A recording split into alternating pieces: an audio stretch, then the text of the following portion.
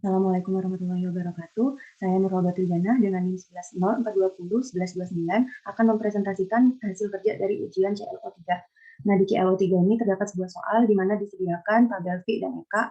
Dan untuk soal pertama diminta tuliskan persamaan hubungan kecepatan dengan energi kinetik menggunakan pendekatan pencocokan kurva regresi linier dan kurva regresi kuadratik. Nah, untuk regresi linier, langkah pertama yang harus kita lakukan adalah membuat matriks sesuai dengan aturan regresi linier. Nah, jika sudah didapatkan matriks, kita selesaikan dengan metode Gauss sehingga nanti akan didapatkan nilai A dan nilai B-nya.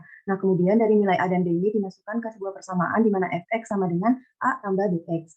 Nah, jika sudah kita dapat cocokkan dengan sebuah kurva yang kita buat, jika persamaannya sudah sama, maka persamaan yang kita dapatkan sudah benar. Nah, kemudian di sini saya juga mencari error linier, dan untuk standar errornya di sini bisa didapatkan dari rumus yang sudah tersedia, sehingga didapatkan nilai 5,145623044.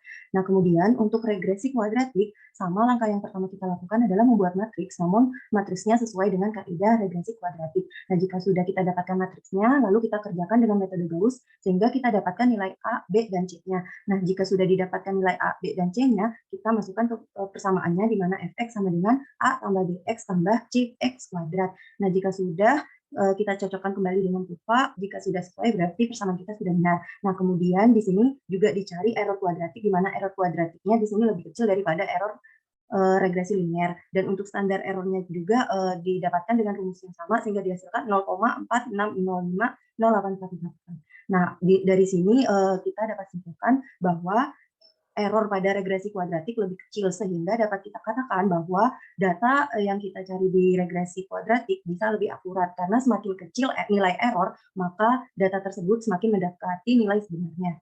Oke, untuk soal nomor 2 diminta hitung energi kinetik benda pada menit ke-15 dengan pendekatan interpolasi linier, kuadratik, dan kubik. Nah, untuk yang pertama, ini ada interpolasi linier, di mana kita mencari nilai A0 dan nilai A1-nya. Kita buat sebuah matrik juga dari persamaan yang sudah kita dapatkan, sehingga dari data yang saya pilih, yaitu 12 dan 16 ini, didapatkan A0 sama dengan min 5,75 dan A1-nya 1,175. Dari nilai A0 dan nilai A1 ini kita masukkan ke persamaan sehingga didapatkan persamaannya itu 1,175x dikurangi 5,575.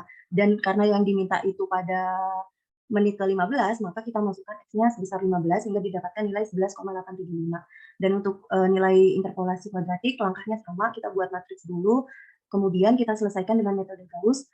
Setelah itu kita dapatkan nilai A0, A1, dan A2. Nah, dari nilai A0, A1, A2 ini kita dapatkan sebuah persamaan di mana PX sama dengan 15,25 dikurangi 1,8875X ditambah 0,10938X kuadrat. Nah, karena tadi soal yang diminta di menit ke-15, maka kita masukkan X-nya 15 sehingga didapatkan nilai sebagai berikut. Nah, untuk selanjutnya yaitu interpolasi kubik, langkahnya masih sama, yaitu membuat matriks terlebih dahulu. Nah, di sini uniknya kita kalau di kubik itu ngambil 4 data. Nah, data yang saya ambil di sini yaitu 12, 8, 12, 16, dan 20. Nah, setelah itu ketika sudah didapatkan matriksnya, kita kerjakan menggunakan metode Gauss kembali, dan kita dapatkan nilai A0, A1, A2, dan A3-nya. Kita masukkan kembali ke persamaan X-nya sehingga didapatkan X senilai sekian, dan kita masukkan X besar 15 sesuai dengan permintaan soal sehingga didapatkan nilai 11,6914. Nah, dari sini kita dapat ketahui bahwa nilai dari setiap interpolasi yang kita kerjakan itu tidak jauh berbeda. Jika ditanya ketelitian, itu yang lebih teliti kita cari yang nilai ordenya itu besar. Karena semakin besar nilai orde, maka ketelitiannya semakin baik.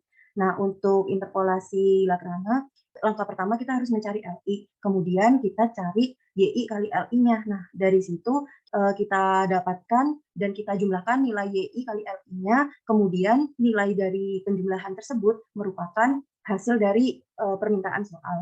Dan untuk metode interpolasi, nah, di sini kita harus mencari ST-1 atau di sini tuh ST itu merupakan selisih terbagi. Misal datanya ada 5, nah berarti kita cari nilai ST sampai 4. Jadi misal datanya cuma ada 4, berarti kita cukup nyari sampai ST3. Nah, dan seterusnya. Dan nilai ST ini sendiri kita dapat seperti ini sehingga nanti kita dapatkan nilai PX di saat X sama dengan 22 yaitu 25,13516. Mungkin sekian penjelasan dari saya, kurang lebihnya mohon maaf. Wassalamualaikum warahmatullahi wabarakatuh.